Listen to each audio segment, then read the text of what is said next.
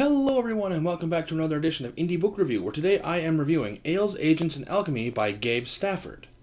I got this book as an ARC review, so this should be fun, right? Woo! So, the plot. Basically, in a nutshell, this guy the warden kills this guy Rin's sister with alchemy. I'd say spoiler alert, but that's literally the first thing you learn about anything in this book is that the warden killed Rin's sister. Rin is also known as the magician. And Rin is trying to prove that the warden killed his sister through the use of alchemy and trying to figure out how he's going to, get the right evidence. It's a pretty basic plot, and honestly, it's kind of effective in a lot of ways. Like, I'll be straight up.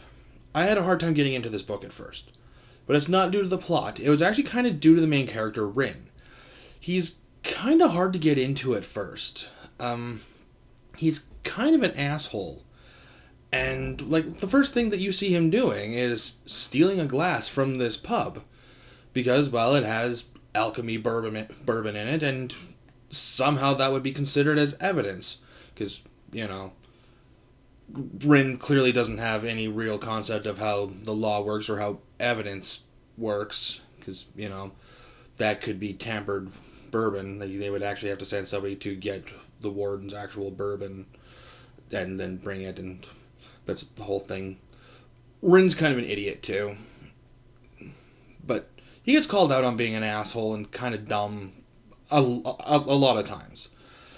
And while it doesn't entirely make it right, it does kind of show that it's done via intentional purposes. It's not the author going, no, this is my hero. Isn't he great? Where he's actually an asshole. It's like, no, the other characters are straight up calling him out on him being a dick. So, it's effective in what it's supposed to be, but it does make it really hard to get into it first.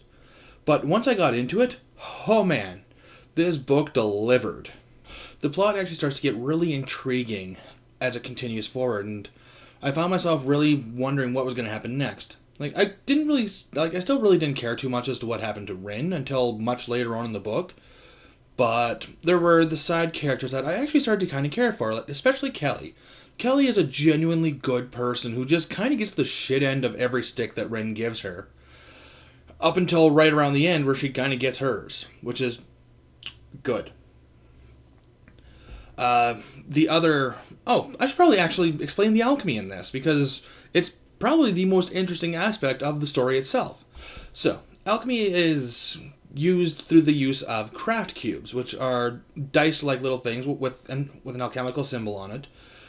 And they each have a certain ability that they give to whatever beverage that they're used to create. The ones that are in this, there's liar reveals, there's talk to the dead, there's hyper addiction, there's killing, there's enhanced senses. It's actually kind of really interesting. And the fact that it's being put into alcoholic beverages is also equally fascinating because, well, certain alcoholic beverages definitely get consumed more than others. The warden uses bourbon, Rin uses beer, ale. And each alchemist has a title that they use as well. Rin is the magician, there's the warden, which I'd mentioned before, there's the conjurer, there's the medium, the weaver.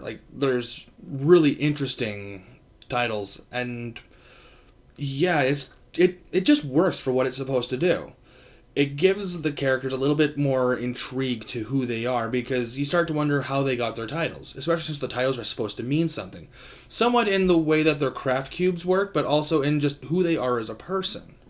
And there is this major drawback when it comes to alchemy, which is you have to craft every 2 days, or it will consume you. It's not really clear as to what it does, but after 2 days, no crafting, dead. And it's done in the book. And it's done very well. So let's get on to some more negative things about it. Like, the book itself is really good, but it's not without its flaws. Some of it is, I mean, other than Rin being an asshole, but that's intentional, is the warden kind of comes out as a bit cartoony at times. There were a few scenes where he's talking, I'm just kind of picturing a mustache twirling villain going, yes, I'm going to do this and this and this. And it's like, oh, this guy seems way less intimidating than he did before. And it just never, I never really shook that. He just always continued to be that kind of the schemy guy, where it's kind of funny because, well, considering everyone's always talking about how he's 5 steps ahead, where if he would have just stopped and not done anything to any part of Rin's family, including his sister or his parents or anything, there would have been no way to pin anything else on him. There would have been no actual real vendettas from any other characters. If he would have just stopped trying to piss Rin off and would have just continued on to be the club owner that this guy continues to harass, there would have been absolutely nothing that Rin could have done. Nothing. But the warden, despite apparently being 5 steps ahead and paying off a lot of the police officers, is a bit of an idiot. But, you know, it's fine. It's whatever. It didn't break the book for me. And actually, it kind of really played off come the ending, which I thought was just amazing. I've seen that this book is supposed to be for the first book of a series. And the way it ended is really good. It's actually a really good ending for the first book of a series. But if this book also would have been a standalone, god damn, that would have been a strong ending too. That would have been a really good ending even for a standalone. Far from that, there's really not much else I can say about this book without doing major spoilers, and I might have already spoiled a couple things too. So, if you haven't read the book, I'm sorry. If you haven't read the book and I haven't spoiled anything for you, or you just don't care about anything like that, or just want to see how things progress like that, I would highly recommend getting this book. It's actually pretty decent. All in all, I think I would give this book a 8 out of 10. It's not perfect, but it does deliver a really good story.